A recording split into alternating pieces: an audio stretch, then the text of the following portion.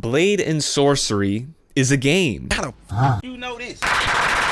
No, but Blade and Sorcery, as many of you would know, is a VR game based around the main mechanic of fantasy sword fighting. And my god, does it do a good job at it. Blade and Sorcery, without a doubt, is the best melee combat VR game that is out right now. With the different enemies and weapon varieties all in a fully physics-based sandbox, you would almost have a hard time to try and not have fun with this game. And with the new dungeon update, it has absolutely catapulted this game's potential. I'm positive in future updates we can see this game contend with the big boys as a full packaged VR game. So it can be seen why me and many others can easily slip countless hours into this game and only after question our sanity.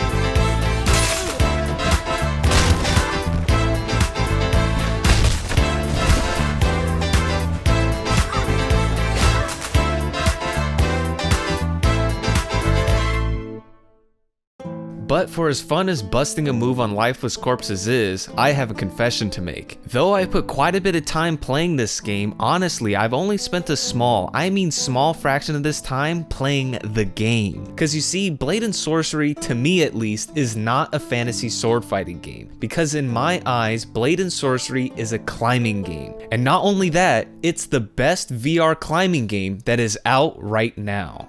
And I know what you're thinking.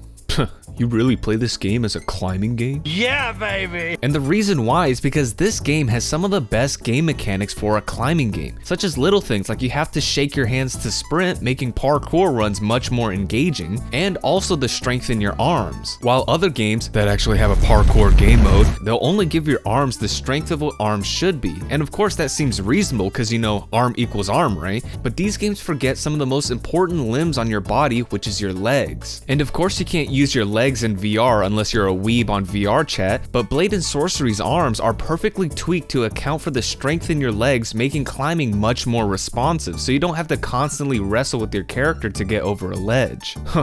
Big deal. Why not play one of the actual VR climbing games that are designed from the beginning to be a climbing game? And god damn it, you punk bastard, that's a good point. Yes, there are plenty of VR games that from inception was thought of to be a climbing game, so that would make the climbing experience superior, right? Wrong. And the reason all boils down to the how and why you are climbing. Cause in other climbing games, you are mostly met with this, just obviously grippable ledges. And this just kills the experience for me, cause you got these epic set pieces and you're ready to dive deep into the map, but then you see these jungle gym like grab holds and you go, oh gee, I wonder which direction I should be going. Climb to the zip line to complete the route.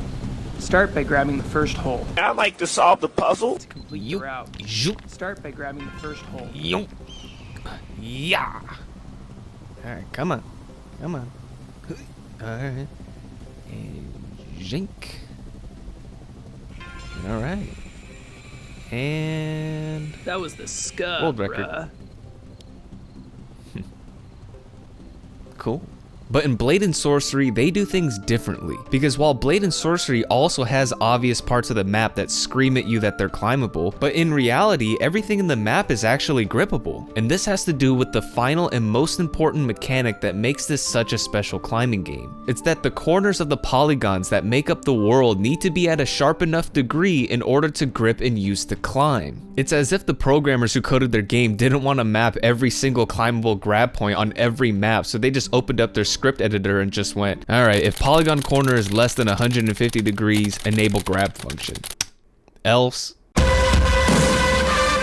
But really, this possibly lazy but brilliant code makes it possible to not only just climb in the areas that you fight in, but also the entire map that surrounds it. And with Blade and Sorcery being a sandbox, your goal is entirely up to you. You look around and tell yourself, I want to be on top of that. And because of this one mechanic, it has created a map-wide web of grabbable surfaces and different pathways to take, and it's up to you to figure it out. But when you're climbing up something more natural, such as a mountainside, you you grab the corners of the terrain like you always do, but then eventually you come to realize that some of the corners are actually too shallow for you to grip, halting your path, forcing you to find another way. So just like real rock climbers that run their hand along a mountainside trying to find enough surface area so they can hook their fingers into to lift them up further, in Blade and Sorcery you run your hand along these shallow corners, gripping at them, hoping for the feedback that you have successfully grabbed your next step so you can inch yourself further up a mountain.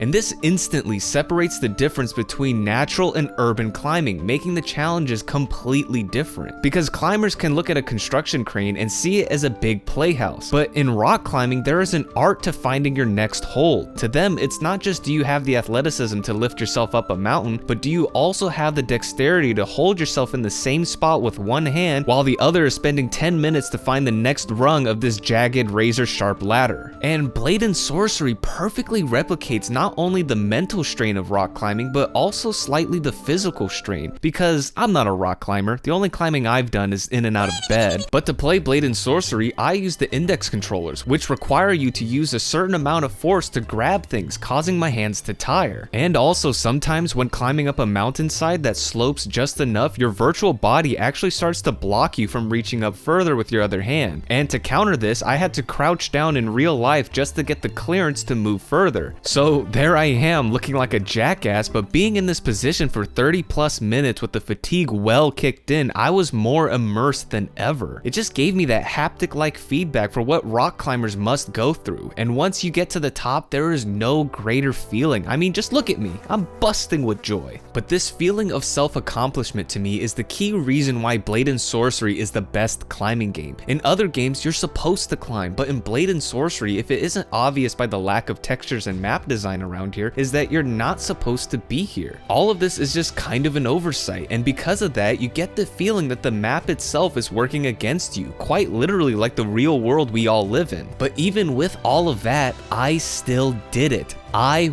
won, and this feeling got addictive. I started to climb everything in this game, pushing every boundary I could, but not only by reaching the top of every mountain, but also perfecting my climbing itself. Because like I said before, the game's mechanics separated the different types of climbing in its own challenges. So when you're back down in a more comfortable area, the challenge swaps from can I get on top of that to how fast or flashy can I get there. Like for instance this. I want to get on top of here on the right side, but this rock is too high for me to jump and grab. I could just climb on the other side where the rock is in reach and jump across, or I could just grab onto this side and fling myself quickly and grab myself on the other side, and now I'm right where I want to be. And with this game's phenomenal physics system, you can use it to create different techs to increase your climbing skill. Here's just a couple I found in name. There's Quick Vault, where instead of grabbing the edge of something and slowly getting on top of it, you can just wrap your hands over the top and slap downward to launch yourself over the ledge much more quickly. Friction walking. If a slope is angled horizontally enough, you can actually just use your hands' friction and walk up a mountain without needing to grip it. And combine it with jumping, you're practically four-legged running up a mountain. And there's ledge hopping, wall bouncing, tool climbing, inverted zip lining, arm stretching, pussy climbing, and so much more. And with all of these mechanics being hard baked into the game, you can use them to climb and explore not only the heights of all the official maps, but also all of the amazing mod maps that are available for free. It's nuts. Like there's this big monastery with a curved dome ceiling and high pointy rooftops, or this cyberpunk area which gives you a much more urban environment, a literal climbing gym which is hilarious, the whole auditory villa from Assassin's Creed, parkouring on the boxes in the street, jumping rooftop to rooftop, and it even has the underground bit all while playing the original music, which definitely didn't make me cry. And there's this epic map in between a canyon that after deciding I wanted to go to the highest point, it broke my heart to learn that the hitboxing was hastily done where it didn't match the textures of the map. But while most would call this journey a wash, I'm proud to say that even without being able to see what I was grabbing, I still climbed the whole thing. There's like a ceiling right here. Where the hell's the ledge? Oh, for the love of God! Oh, thank you. Oh, God. Thank you. Fuck!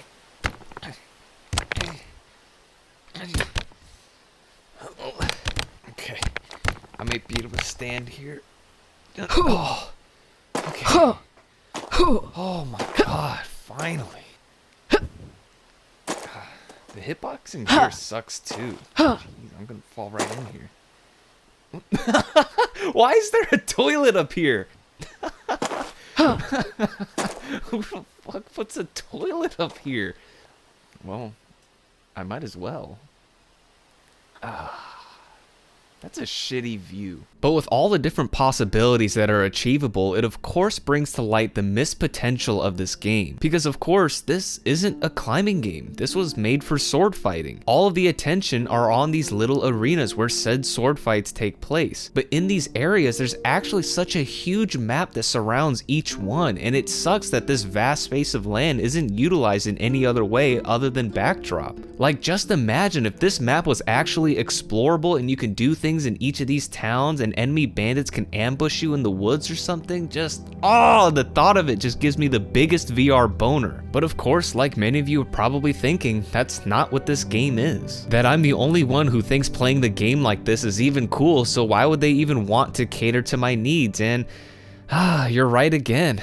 You're pretty good at this, not gonna lie. But it seems like life without a game like this is something I'm just gonna have to get used to, because the game is going towards the direction of the generated dungeons, which is very understandable because it's super fun. And there is some climbing elements, so you know I'm happy as well. But in these dungeons, I just can't shake the feeling that I'm just on another VR roller coaster, where I'm just led through hallway after hallway and where my freedom just feels so constrained, and it makes the experiences feel all the same. And this feeling honestly plagues most VR games in my opinion.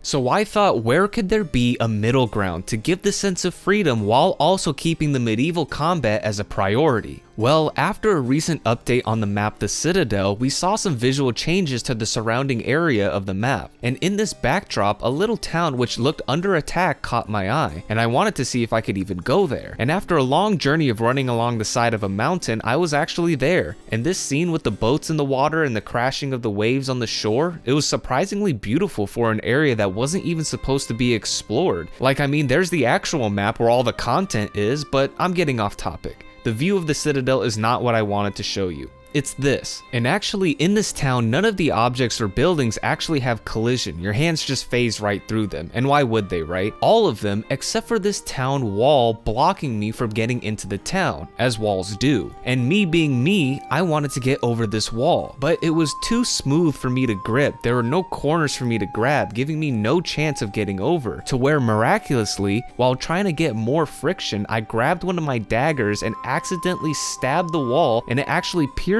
it, giving me the leverage I was looking for. And luckily, I had a second dagger, and before you know it, I climbed up and over the town wall with both daggers still in hand. And in this moment, I thought, hold the phone.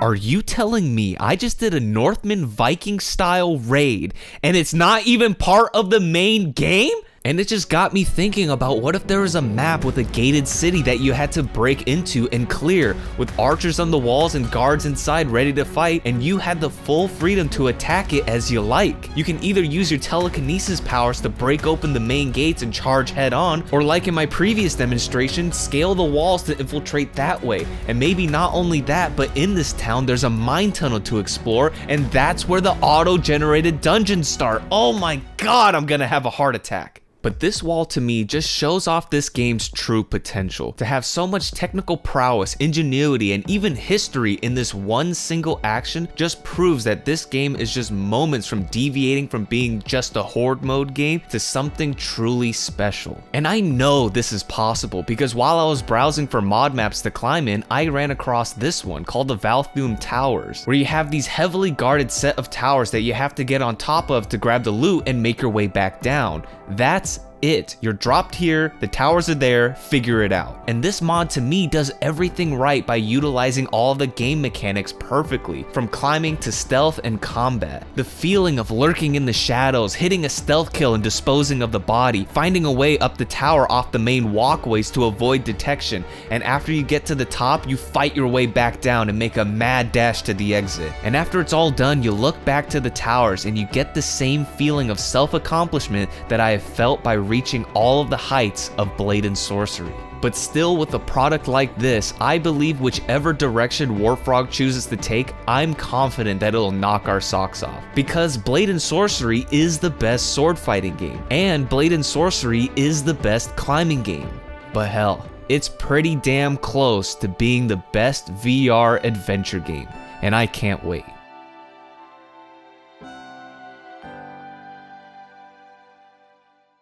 But honestly, whatever they're working on, I'll give it all up if you just remove this invisible wall from keeping me on top of this mountain. Warfrog, please! It's the tallest mountain in this map. I just want to stand on top of it. For the love of God, Warfrog, please! Oh well.